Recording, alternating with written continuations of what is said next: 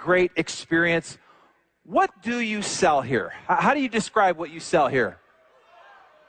Hope, opportunity, nutrition. Okay, well, I'm glad I came, because that's all wrong. Okay? So let's set the record straight. Here's what you sell here at Vima. You sell you.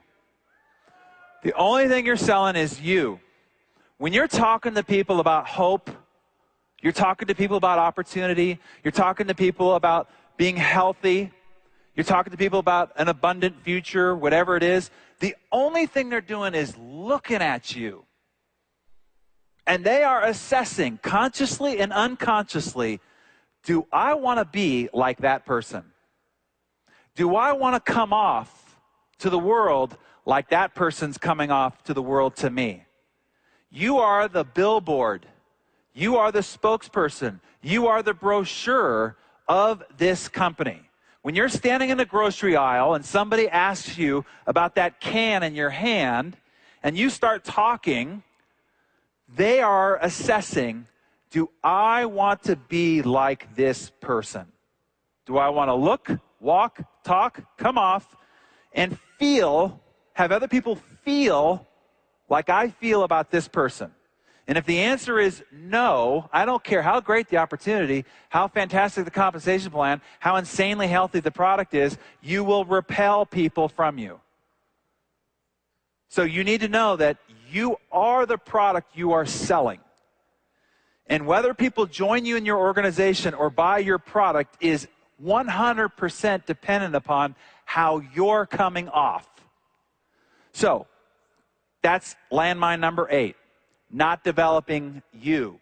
See, we think that all this product development happens over in Arizona with their bottling plant and BK and Mark looking at formulas and coming up with new products. No. This product development happens in the mirror at your house. For your business, your only product is you, ultimately. So that's landmine number 8, is not doing enough product development. So let's talk about how to develop you. Product we're really selling is you. You're the billboard brochure. Prospects are silently asking themselves, do I want to be like this guy or gal? The mistake is you think you're in the selling business when in fact you are in the attraction business. And you are either attracting people to you or you are repelling people away from you. That's how it works. If somebody looks at you from across the room, do they think, wow, I don't know what that guy or gal does. I don't know what they're into. I don't know what they're taking, but I want some of it. I got to know what this person's doing because that's the epitome of how I want to be for me. So why develop you? Let's take a moment and talk about this because this is one of the most essential aspects of you growing your business, particularly in the area of leadership. Why develop you? The reality is that you are the center of your universe. Your entire experience on this planet is 100% dependent upon how you show up on this planet. You see, the world does revolve around you. I mean, if I look around me right now, pretty much looks like the world revolves around me.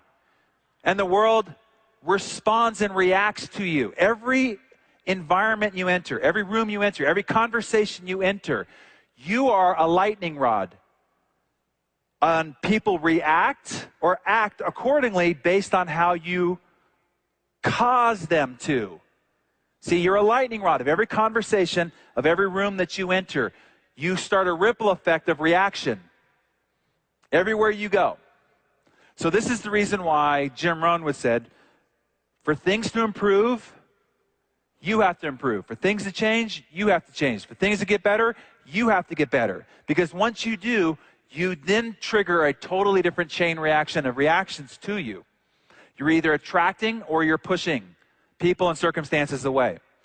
So your personal development, which is a very sort of ambiguous idea and term. Let me see if I can make the understanding of personal development a little bit more tangible. It's kind of like a thermostat, okay? If you were to take a thermostat and you set it for a particular temperature, Let's say it's 70 degrees. That means no matter what happens on the outside, the temperature inside will remain the same because the thermostat will regulate the room temperature. So, for instance, if all of a sudden it gets really hot outside, the thermostat will do what? It'll kick on the air conditioner, and it'll bring the temperature down back to 70. Now, if all of a sudden it gets really cold outside, what will the thermostat do? It'll kick on the heater and bring the temperature back to 70. The inside room will always remain the same no matter what happens on the outside. So the way that this looks in your outcomes in life is a lot like this. You will only ever experience the level of success that matches your personal development set point. Right now, you have a personal development set point, and it's locked in. And no matter what happens on the outside, it'll always settle right back down to your personal development set point. So for instance, let's say that all of a sudden you run into a bunch of money. You inherit it, your business takes off, whatever, and you're given a bunch of money, and it's far from the development set point. What's probably going to happen?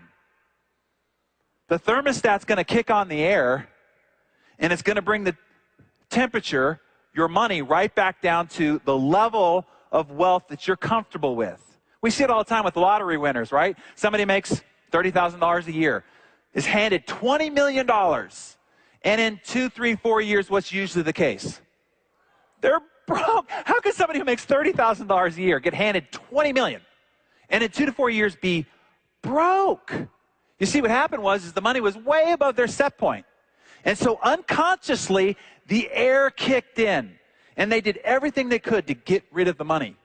Unconsciously, to get rid of the money. Poor choices, poor decisions, extra spending, all the rest of this, until it went right back down to their level of comfort, back to their personal development set point.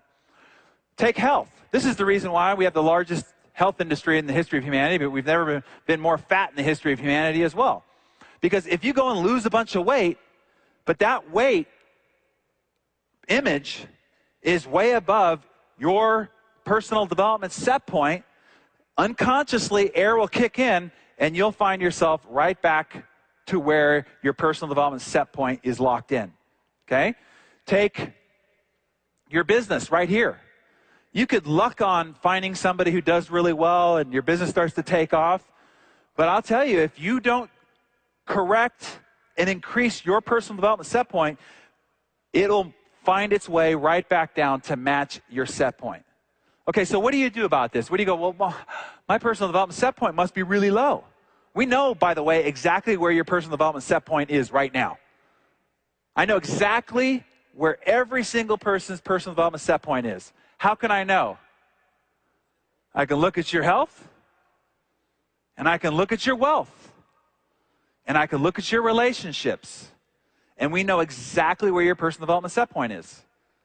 So if it's too low for you to be successful in a business like this or in any endeavor, what do you do? The only thing that you can change is yourself. When you grow and develop and raise your personal development set point, this is what Jim Rohn promised. When you grow and raise your personal development set point, now everything around you grows along with you. Your relationships grow, your money grows, your business grows, your health grows. But the key to this whole equation is you have to raise your personal development set point. That's the keystone to the whole equation. The keystone isn't trying to figure out how to handle objections. The keystone isn't, figuring out recruiting scripts. The keystone is when you grow, everything in your life grows with you. When you improve, everything improves. When you change, everything changes along with you. That's why that's so important. So let's try to figure this out. What do you need to improve? Personal development is a very ambiguous concept. What about my personal development? What's the most important thing for me to go to try to improve, to raise my set point? Well, let's figure it out. So here's what I want to do. Let's take the most successful people we can think of. The giants in our society, people like Bezos and Branson and Steve Jobs and BK Barreco and Ruth and Tom. I mean, think of the most successful people you possibly can think of. And I want you to just give me a single word that would describe them, okay? A single attribute that would describe them. I'm just going to write these down so that we can kind of model the most successful people on the planet so that we know how to improve ourselves. All right, just give me a word that describes them. Wow, this is going to be tough. What?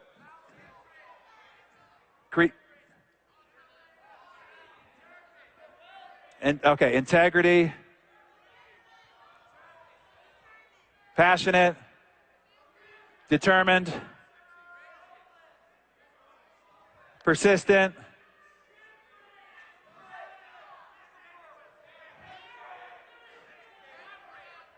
try to do this one at a time.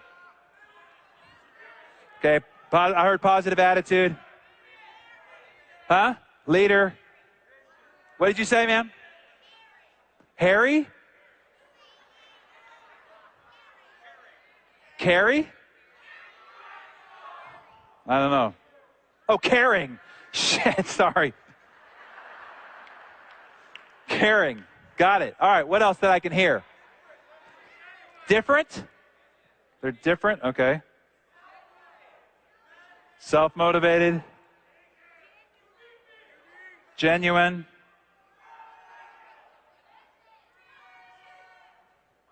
Dreamer. Courageous. All right, I got it now. All right, we got it. Yeah, we're done now. Okay. So there's only 3 things really that you can end up going to work on when it comes to your personal growth and development. Either knowledge, attitude, or skills. That's really the only 3 areas of a training triangle when it comes to developing your personal development. So now you describe the most successful people on the planet in a word, and I want to go back through our list and have us decide whether it is knowledge, attitude, or skill. What is integrity? Yeah, you can't say skill, okay? Integrity is not a skill. Politicians want you to believe that it's a skill, but it's not. It's an attitude. What is passionate?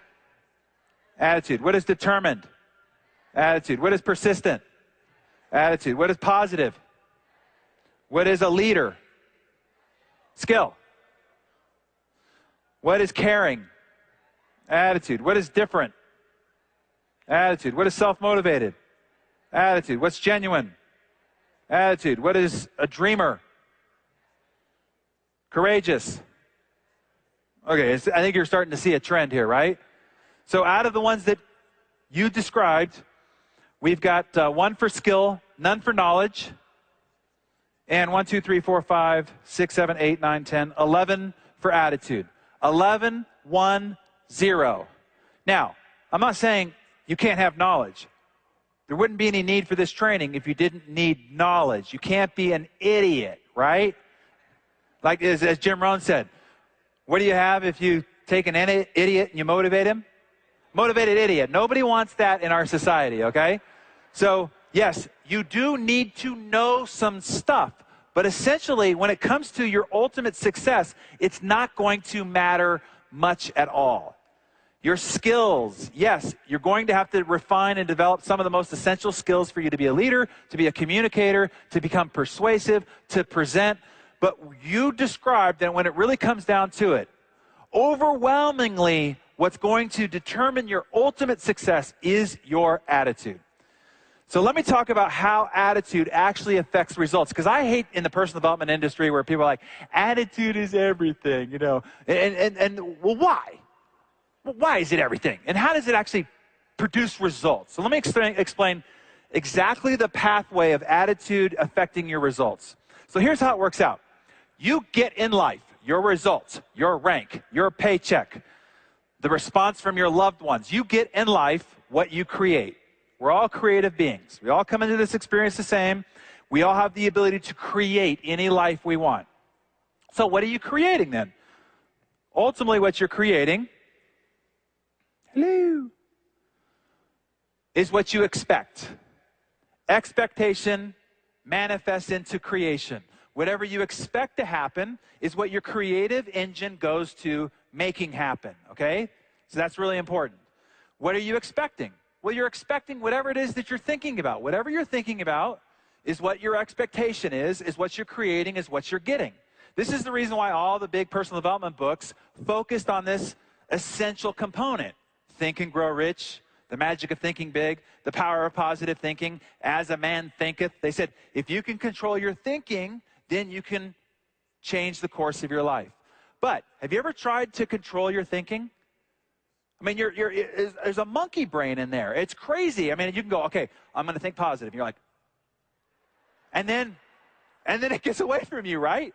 So I'm like, well, what is it that I'm thinking about? What's controlling my thinking? So if you go one level deeper, here's what's controlling your thinking. Whatever you're putting in your ears or in front of your eyes is what you're thinking about. I mean, our brain is a simple operating system. Input, output, and the input is whatever you're looking at or whatever you're listening to. That's what you're thinking about. That's what you're expecting to happen. That's where your creative force is being directed. That produces the outcomes of your life. But here's what you're fighting against. You're fighting against the input you're receiving, and it's destroying your outcomes. Here's why. We're constantly bombarded with ever-increasingly sensational news media that is telling us how horrible the world is, how terrible the economy is, because that's what sells news. They want to shock so that you pay attention. Remember, your brain's trying to keep you in survival mode, so the only way to get your attention is if it's crude, lewd, if it bleeds, it leads.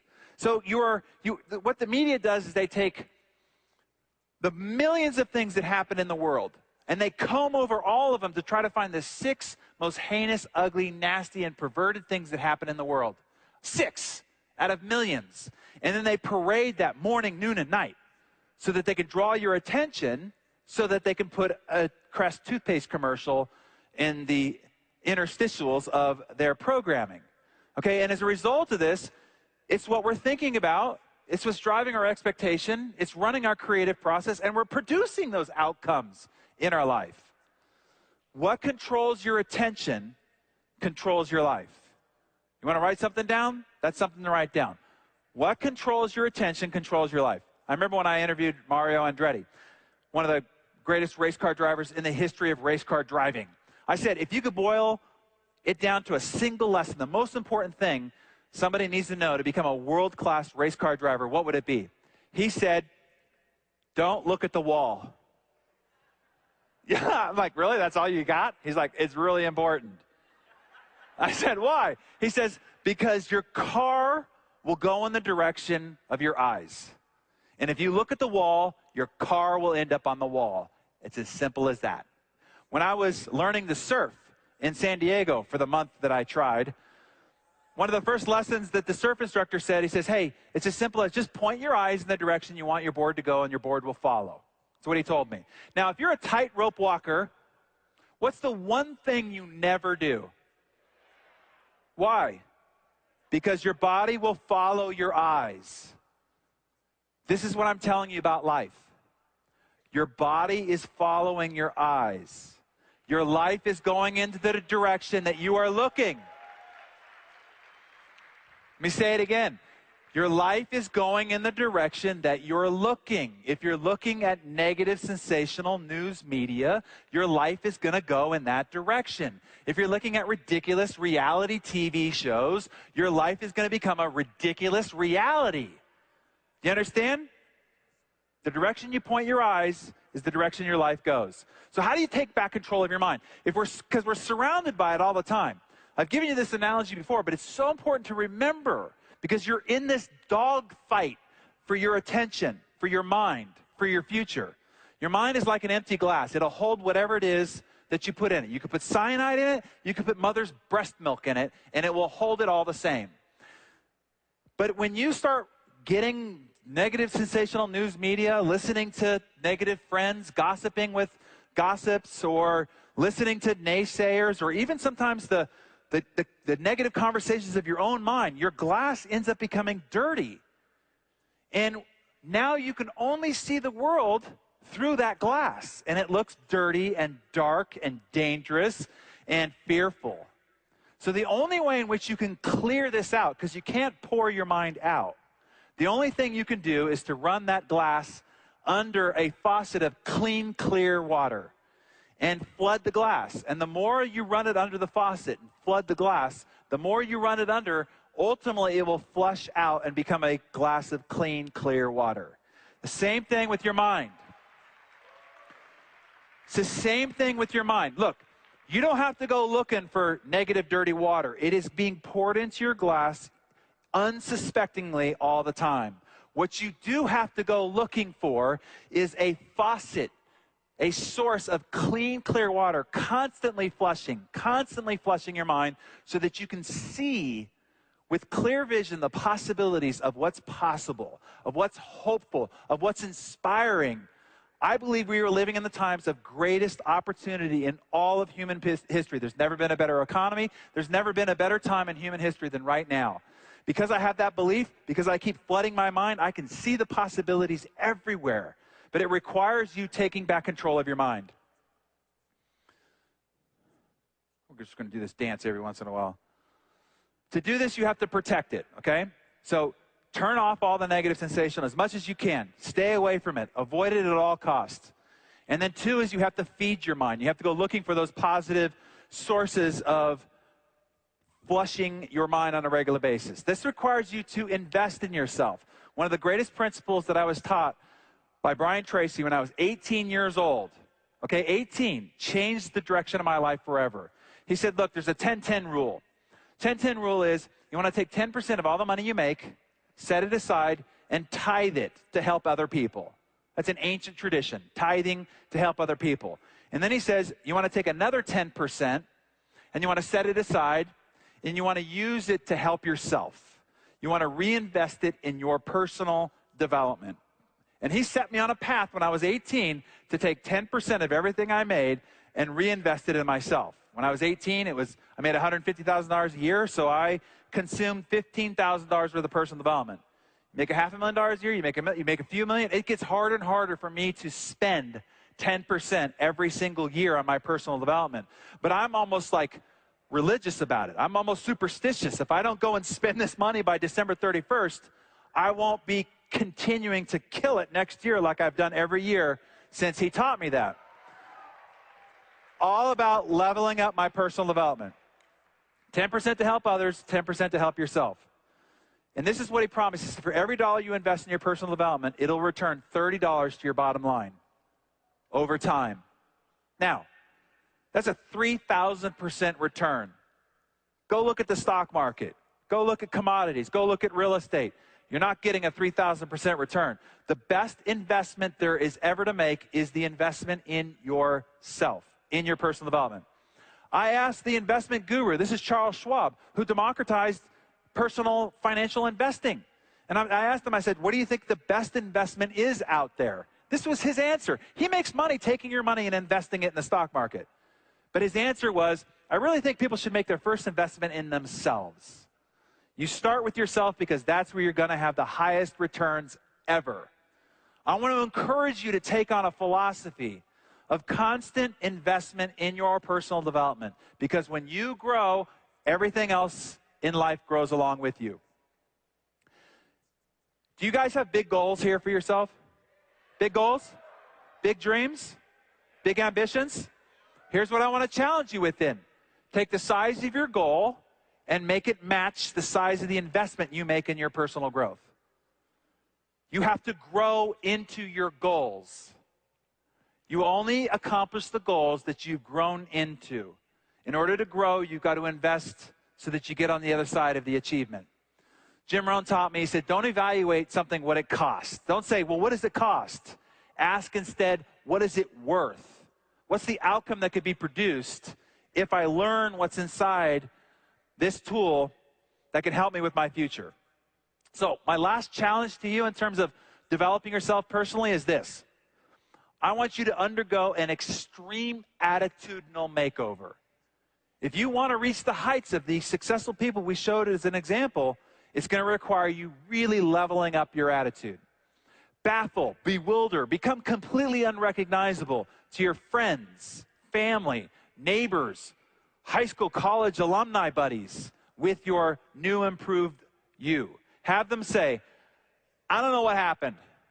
I don't know what he or she is on, but I want some. Have them say that about your new you as you go through this attitudinal makeover. Here's number 9.